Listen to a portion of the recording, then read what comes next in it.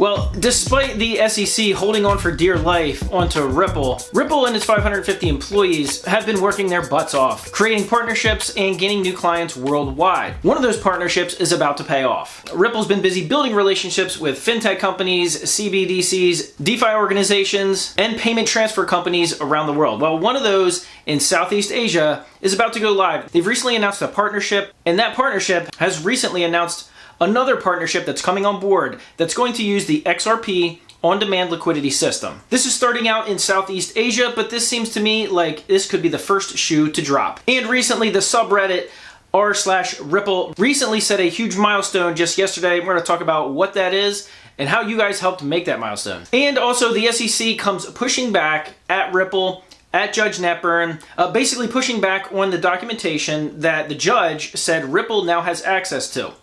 There's a lot of nuances in that answer that Judge Netburn gave, but ultimately she said that the SEC needs to provide the documentation. Well, the SEC responded, and it sounds kind of like you would expect them to respond. And a quick XRP price update as of the recording of this video. XRP is currently at about $1.61. Hey everyone, my name is Randy, and welcome back to the Late Night Grind. In this channel, I'm covering the SEC versus Ripple case and other cryptocurrency news, as well as other investment markets, personal finance, and stimulus check updates. So if any of those topics interest you, go ahead, click the subscribe button, and also don't forget to tap that bell notification icon. That way YouTube will actually notify you when I release a new video, and I do that when I get some new developments. And right now, there are a lot of new developments. Also, if you're feeling generous, I'd really appreciate it if you go ahead and click that subscribe button. It really helps out a newer YouTube channel like this, and it basically just tells YouTube to show this video to new audiences. So if you do that, I'd greatly appreciate it. All right, guys, with that, let's jump into it. So first, I know a lot of my viewers, they follow Ripple on various different segments here on YouTube. You guys also probably follow a lot of the news on Twitter as well as Reddit. Well, yesterday, Reddit hit a major milestone. The subreddit r/Ripple recently passed 300,000 subscribers. People following Ripple, the XRP story against the SEC, because they want a lot of information. And I gotta tell you, that's a good trend, because when Ripple gets this regulatory clarity, when they get this victory over the SEC, which in my opinion they should, that's just one of the things that you can see, that there are people waiting at the doorstep, literally waiting at the doorstep to buy this XRP and actually get their hands on it, and get their hands on it as these use cases really start to grow. We're going to be talking about one of those in this video. Now, before a lot of those outside investors, if they're either too nervous to invest in XRP, or they may even not know where to get it, because if you are new to the crypto space, right now, it's extremely difficult to find where to buy XRP. A lot of the mainstream exchanges, especially here in the United States, have delisted XRP because of the ongoing lawsuit with the SEC. Now, there's some overseas exchanges you can get access to, but sometimes they make the sign-up process a little bit harder. But nonetheless, it's not as easy to get access to XRP as it was a few months ago. But that only makes the astounding price increase going up and up even more of an incredible story, because it's that much harder to find. It's getting not nearly as much exposure, and it's still climbing. So with the ongoing lawsuit with the SEC, well, the SEC tried to fight back. Basically, what happened was Judge Netburn ruled that Ripple could have access to all the documentation that the SEC had when they were discussing both Bitcoin and Ethereum to determine if they were a security or a cryptocurrency. Now, Judge Netburn said for this case, Ripple should get all the access to any of the 19 custodians at the SEC that discussed either Bitcoin or Ethereum in all their communications with outside third parties. Now, she did say that the internal communications didn't have to be disclosed because of various trust reasons, and that the SEC shouldn't have to give up all their internal communications for this particular case. So the SEC had to go back and figure out all these different communications that they actually had regarding Bitcoin and Ethereum. Well, they recently came back and said, we don't have any. Yeah, there's probably not a lot of people on the Ripple side that actually believe that, especially since the SEC was going around the entire judicial system to use MOUs and go overseas to talk to other countries' regulatory organizations to see if they had communications with Ripple regarding XRP. This case just gets weirder by the day. But Ripple, to me, seems to be playing 4D chess, as they say, versus the SEC's checkers.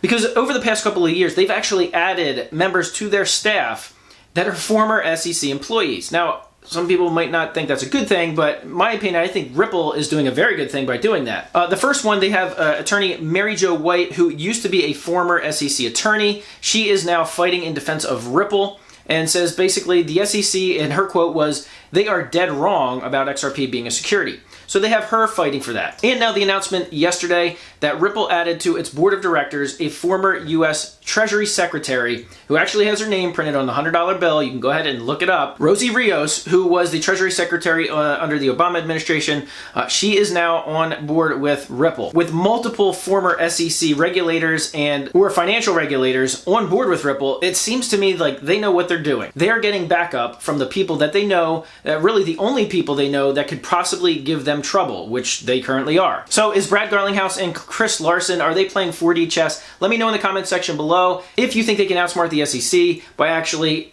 bringing these members, these former SEC and financial regulatory members on board. Or if it was just a coincidence. And the big news of this video, and this isn't actually breaking news, this was announced quite a while ago. However, there's some new news regarding this announcement. Last month, there was an announcement that Ripple had bought a 40% stake in cross-border payment company Tranglo. Now, they're based in Southeast Asia, and they have payment channels all throughout Southeast Asia, including Australia, China, Vietnam, and a whole bunch of other countries. And it was announced that that payment platform would be using Ripple's ODL, which is their on-demand liquidity platform that uses specifically XRP, which is that bridge currency from one fiat to another or one crypto to another that Ripple has been marketing XRP as for, well, since they've been around. Now, that's not big news. They announced that about a month ago. And in fact, the deals won't be finalized until later on this year. But the fact that Tranglo is going to be using XRP for all their cross-border payments is big. Now, here is the new news. The other day, on May 3rd, they announced that Tranglo announced that they have brought on their first partner to use the on-demand liquidity system. That company is OmniPay.